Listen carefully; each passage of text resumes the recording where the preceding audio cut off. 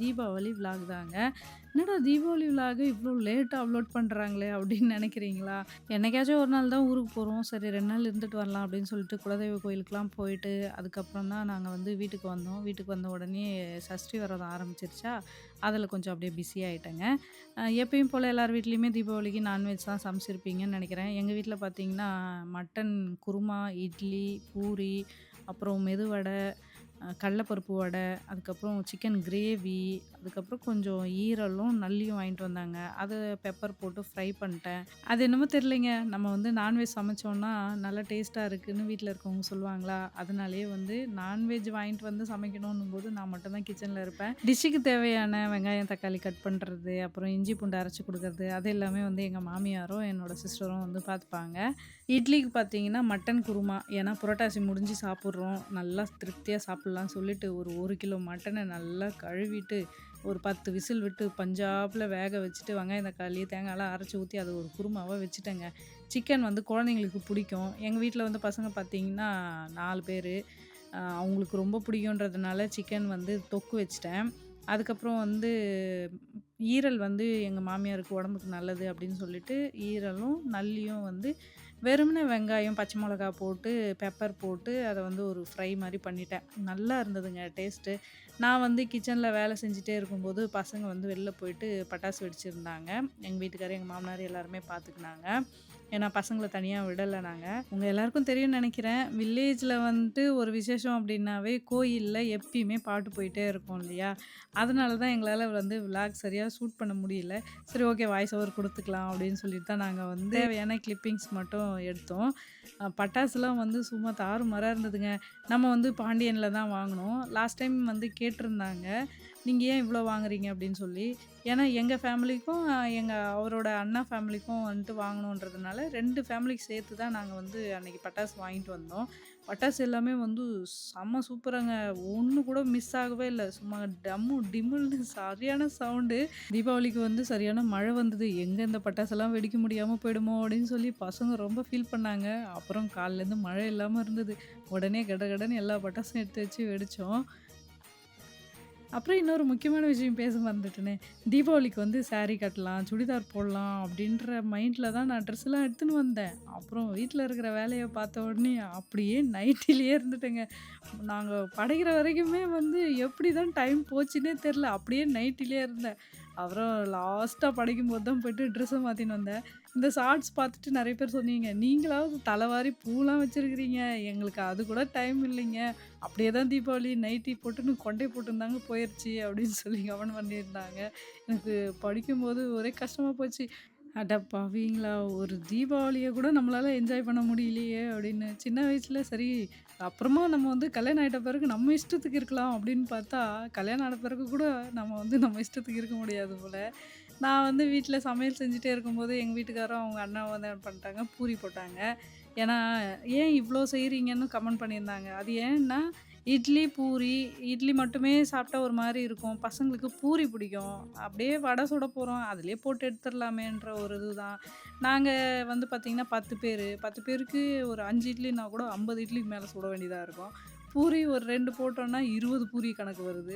சரி சாப்பிடுறது நல்லா திருப்தியா சாப்பிடுவோமே அப்படின்னு சொல்லிட்டு எக்ஸ்ட்ராவா நாங்க வந்து செஞ்சோம்.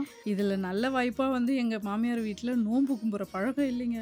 நல்ல வேளை தப்பிச்சேன்டா சாமின்னு அப்படின்னு ஆயிருச்சு. இல்லன்னா அதிரசம், முறுக்குன்னு நம்ம சுட்டு எடுக்கிறதுக்குள்ள போதும் போதும்ன்னு ஆயிடும். ஃபர்ஸ்ட்டு நான்வெஜ் ஐட்டம்ஸ் எல்லாத்தையும் முடிச்சுட்டு, லாஸ்ட்டா வந்து வடை போட்டு முடிச்சதுக்கப்புறம் அதே எண்ணெயில வந்து பூரி போட்டுக்கலாம் அப்படின்னு தான் நாங்க எப்பயுமே பண்ணுவோங்க. இதுதான் ஈஸியா இருக்கும். ஏன்னா நம்ம ஃபர்ஸ்ட்டு பூரி போட்டோம் அப்படின்னா, அந்த எண்ணெயில வந்து லைட்டா மாவு படிய ஆரம்பிச்சுரும். நம்ம வந்து வடை போடுறதுக்கு கஷ்டமா இருக்கும். எப்பயுமே வந்து வடைய போட்டு அதுக்கப்புறம் பூரி போடுங்க. நான் வந்து கடல வடை, உளுத்த வடை எல்லாமே வந்து சூப்பரா ப்ராப்பரா போட்டேன். சூப்பரா வந்துச்சு. உளுத்த வடைக்கு வந்து நம்ம வந்து ஓட்டை போடக்கூடாது. ஏன்னா படைக்கிறோம் அப்படின்றதுனால ஓட்டை போடாம தான் வடை வந்து பண்ணணும். கடல வடை வந்து பெருசா போட்டு நல்லா மெல்லிசா தட்டினோம் அப்படின்னா, கொஞ்சம் நல்லா முறுகலா மொறு மொறுன்னு இருக்கும் சாப்பிட்றதுக்குன்றதுனால மெல்லிசா தட்டி போட்டேன். நான் வந்து வடை போடுறதுல எக்ஸ்பர்ட்லாம் கிடையாதுங்க. எங்க மாமியார் தான் போடுவாங்க. முன்னாடிலாம் நான் வடை போட்டேன்னு வச்சுக்கோங்களேன், அது சைஸ் சின்னதா இருக்குமா, எங்க மாமியார்லாம் "இது ரூ. 5 கூட போவாது. நல்லா பெருசா போடு" அப்படின்னு சொல்லுவாங்க. அவங்க சொல்லிக் குடுத்து தான் எனக்கு வந்து இப்போ வடை எல்லாமே வந்து நல்லா பெருசு பெருசா போட கத்துக்கினேன். காலையில ஒரு 7 மணிக்கு கிச்சனுக்குள்ள வந்தேன். 11 மணி வரைக்கும் எனக்கு டைம் எப்படி போச்சுன்னே தெரியல. நின்னுக்கினே எல்லா வேலையும் செஞ்சுட்டேன்.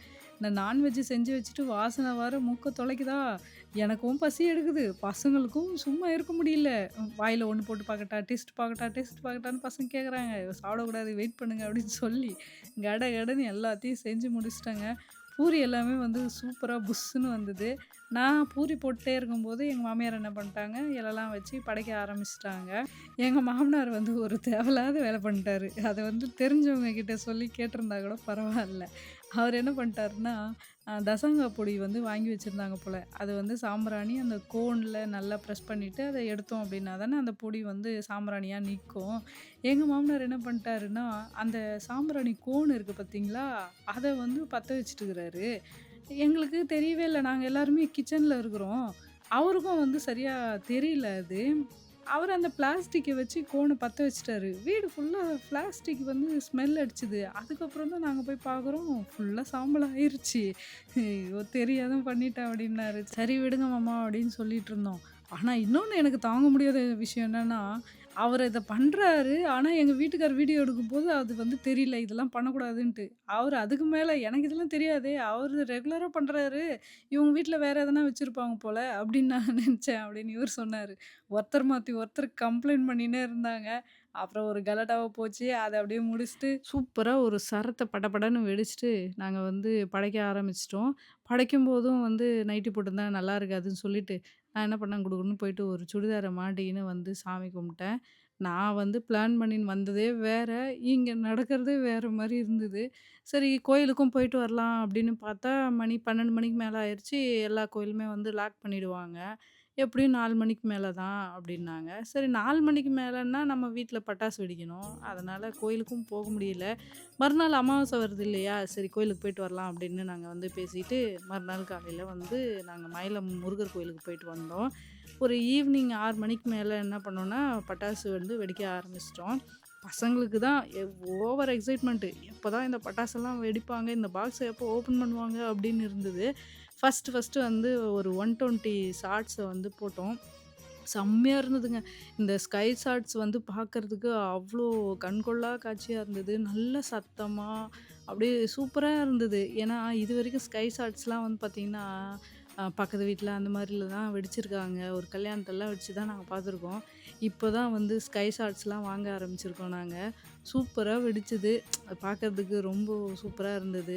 மத்தவங்க வீட்ல வெடிக்கும்போது, நம்மளும் இந்த மாரி வெடிக்கலையே! அப்படின்லாம் நாங்க யோசிச்சிருக்கோம். ஏன்னா இந்த புஸ்வானம், சங்கு சக்கரம், மத்தாப்பு இது மட்டும் தான் நாங்க வந்து ஒரு 4, 5 வருஷமா வச்சிருந்தோம். அதுக்கு காரணம்னா 2 வீட்லயுமே வந்து குழந்தைங்க இருக்காங்க. குழந்தைங்க பயப்படுவாங்க அப்படின்னு சொல்லிட்டு, அப்புறம் தான் நாங்க வந்து இதெல்லாம் வெடிக்க ஆரம்பிச்சுட்டோம். இப்பலாம் வந்து குழந்தைங்க எல்லா வெடியுமே ஜாலியா என்ஜாய் பண்றாங்க. சத்தமா இருந்தாலும் சரி, எதுவுமே தெரியல. நம்ம வந்து போன தீபாவளிக்கு ராக்கி இருந்தான். இந்த தீபாவளிக்கு வந்து ராக்கி இல்ல. அது கொஞ்சம் ஒரு மாரி மிஸ் பண்ற மாரி இருந்தது. ஆனா, சரி ஓகே. எல்லாமே மாறும்ல. நேரத்துக்கு ஏத்த மாரி அமையும். அத வந்து நம்ம அக்செப்ட் பண்ணி தானே ஆகணும். அப்புறம் ஸ்கை ஷாட்ஸ்லாம் வந்து வேற லெவல்லங்க. பாண்டியன் கிராக்கர்ஸ் வந்து சூப்பர். எந்த ஒரு பட்டாசுமே வந்து மிஸ் ஆகல.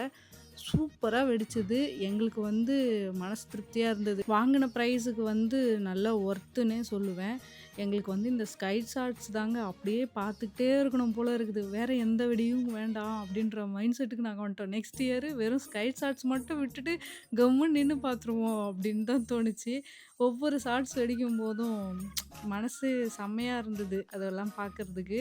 அதுக்கப்புறம் வந்து ஃபேன்சி ஐட்டம்ஸ்லாம் வந்து செம்மையா இருந்தது. இந்த சங்கு சக்கரம், ட்ரோன் வாங்கியிருந்தோம் மெயினா. அது வந்து சூப்பரா நல்லா எழும்பி போச்சு. இந்த சங்கு சக்கரம் வந்துட்டு இதுக்கு முன்னாடிலாம் நமக்கு தரையில தான் இருக்கும். அது அப்படியே சுத்திக்கின்னு இந்த மாரி மேல ஹைட்டெல்லாம் போறதெல்லாம் வேற லெவல்ல இருந்ததுங்க பார்க்கறதுக்கு சீரியஸா. இந்த மாரி கிராக்கர்ஸ்லாம் யார் யார் யூஸ் பண்ணியிருக்கீங்கன்னு கமெண்ட் பண்ணுங்க. அப்புறம் வந்து இந்த சுத்துற மாதிரி மத்தாப்பு கம்பி வந்து கார்த்தி புடிச்சிட்டு இருந்தான். அப்புறம் லாஸ்ட்டா வந்து இந்த ஃப்ளையிங் லான்டர்ன் வந்து நாங்க லாஸ்ட்டா எரிய வச்சோம். நாங்க வந்து வீட்ல ஒரு டைம் பண்ணிட்டோம். எங்க மாமனார்லாம் இதெல்லாம் ஃபர்ஸ்ட் டைம் பார்க்குறாங்கல்ல. எங்க மாமனார் வந்து "இது எங்க போகும்? எப்படி அணையும்?" அப்படின்லாம் கேட்டாங்க. அதில வந்து போட்டிருந்தாங்க. "ஒரு 20 நிமிஷம் தான் மட்டும் இது பறக்கும். அதுக்கு மேல அதுவே சாம்பலா ஆயிரும்." அப்படின்னு போட்டிருந்தாங்க. சூப்பரா செம்ம ஹைட்டா போச்சு. ஹேப்பியா இந்த தீபாவளிய நாங்க கொண்டாடிட்டோம். ஸோ இந்த வீடியோ உங்களுக்கு பிடிச்சிருக்கும்னு நினைக்கிறேன். பிடிச்சிருக்குன்னா கண்டிப்பா சதீஷ் அனிதா விலாக்ஸை சப்ஸ்கிரைப் பண்ணுங்க. இதே மாரி தொடர்ந்து சப்போர்ட் பண்ணுங்க. இன்னொரு விலாக்ல பார்க்கலாம். பாய்.